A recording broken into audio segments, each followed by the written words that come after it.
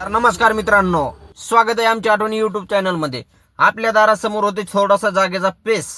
मग काय केलं, घेतलं खोरं खरं खरं खरं खरं खरं जमीन भुसभुशीत करून दांड ओढून घेतली. मस्तपैकी मिरच्या लावण्याचा कार्यक्रम सुरू केला.